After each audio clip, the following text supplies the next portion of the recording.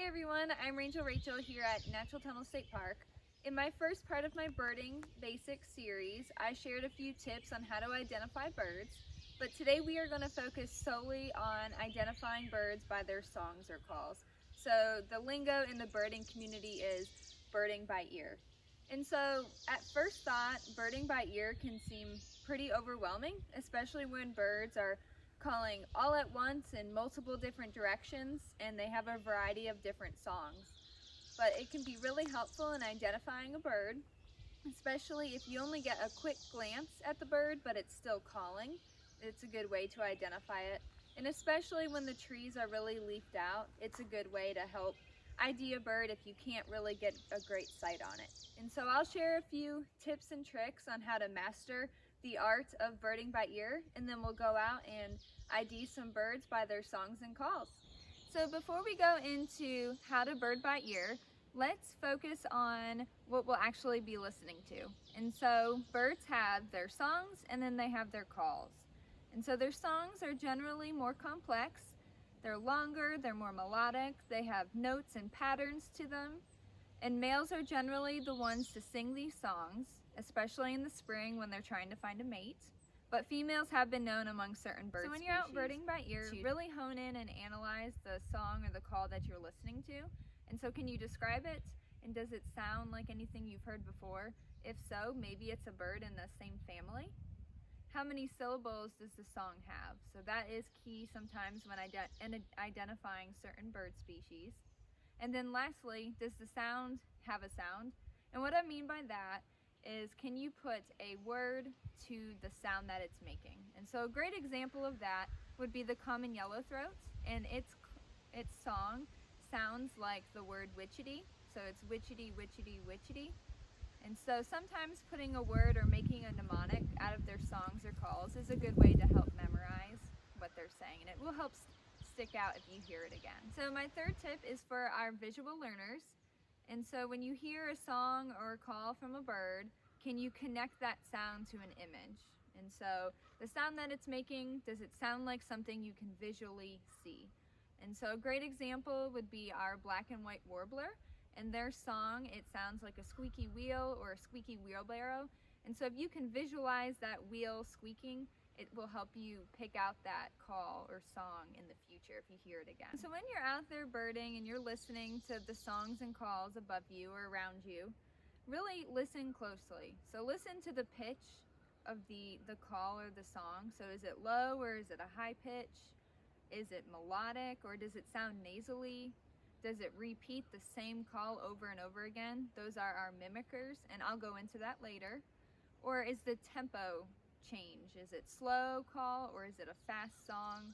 And so these are things to make note of when you're trying to learn and identify a call or a song from a bird. A few other things to think about. Think about the time of year that you decide to go out and bird by ear. And so the best thing about birding by ear is you can go anywhere there's birds calling or singing. And so obviously the spring is a little bit busier of a time because males are in search of a female for mating season, but it's an also really good time because you can hear a variety of birds. Also think about dialect. So birds have dialects just like people do. And so a bird that may call Natural Tunnel State Park home may not have the same exact song that a bird of the same species may in Northern Virginia or Eastern Virginia. So do keep that in mind. That's why learning the tone or the pattern of the song or call is really important. And lastly, if you have the opportunity, record the call or song you're hearing, and that way you can play it back later and you don't forget it, and it'll help you identify it. And so I went over a few tips on how to bird by ear, and so we are going to head on out and I will give you some great examples of some common birds and their songs and calls. So let's get started. We'll start out by listening to a few birds that when they sing, they're actually singing their own name. And so these are generally easier to pick out amongst other bird songs. The chickadee is a really good example. And so when they sing, they're singing chickadee-dee-dee.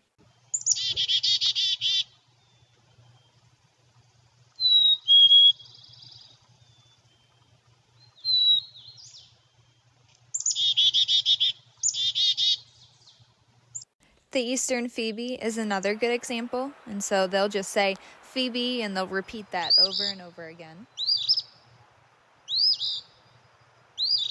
And the wood pewee is another one, and you can faintly hear them call or sing the word pewee.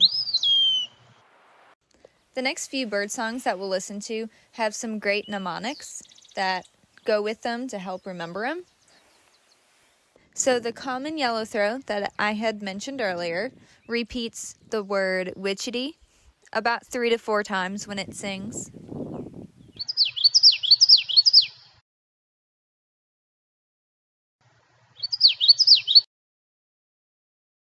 The ovenbird is a small warbler. It's just not as colorful, but their call, it sounds like it's saying the word teacher over and over again, and when it calls, it'll start quiet and then it'll increase or crescendo and get louder.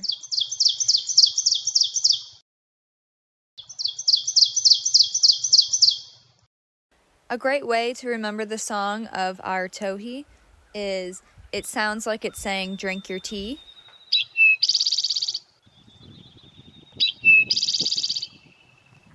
And then its call sounds like it's just saying wheat over and over again.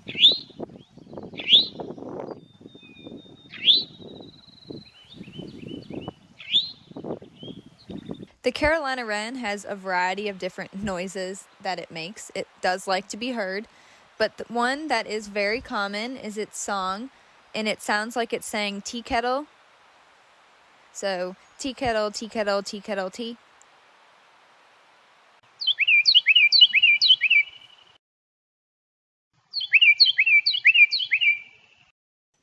Our indigo bunting has a bit more of a longer, more complex song. And if we break it down, it somewhat sounds like it's saying fire, fire, where, here, here, see it, see it. However, when they sing it, it is faster. The way I remember it is it's 2 notes grouped together and it repeats it 4 times. And of course, sometimes picturing the sound of a call can help it stand out, and it's a good way to remember it. An easy one to pick out would be the black and white warbler, where it sounds like a squeaky wheel.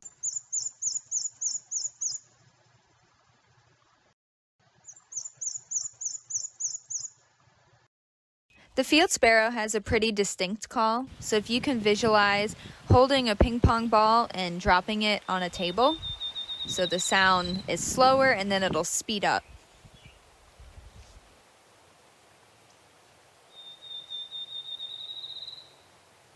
And the wood thrush has a very recognizable call that really sticks out.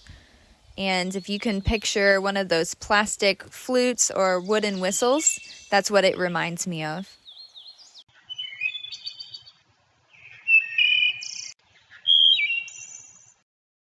And so to keep us on our toes, some birds will actually mimic the sounds of other birds. The blue jay is one really common example.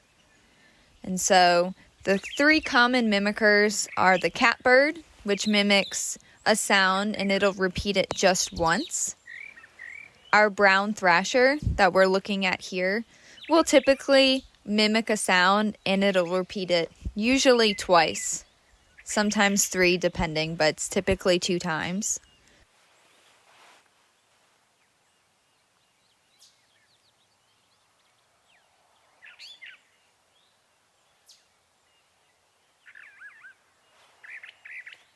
And then our mockingbird will usually mimic or repeat a sound 3 or more times.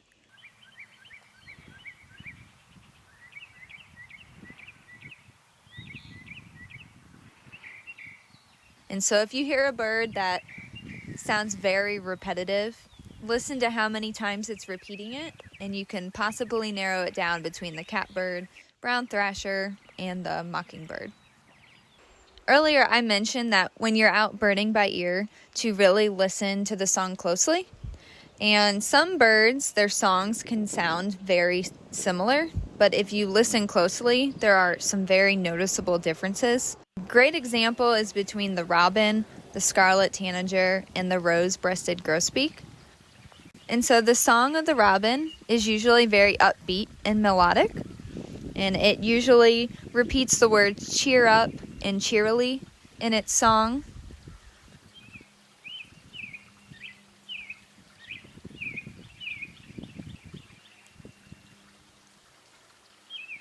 And then when you listen to the scarlet tanager, its song can sound very similar to the robin. It just sounds like it's a robin with a sore throat, and so its song is a little bit more scratchy or nasally compared to the robin.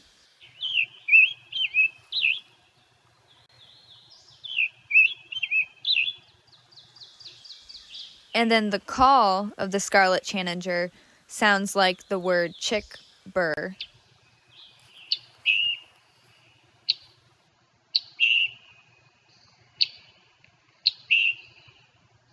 And so the rose-breasted grosbeak will sound very similar to the robin. It just sounds like a professional singer, and so it'll sound much more melodic, and the pitch is a little bit higher if you listen closely.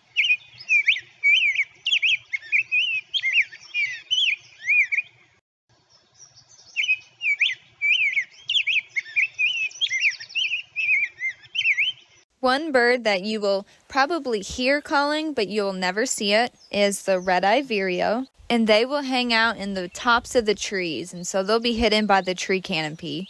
But they will sing a song that almost sounds like a question. And so they'll say, "Where are you? Here I am. Where are you? Here I am."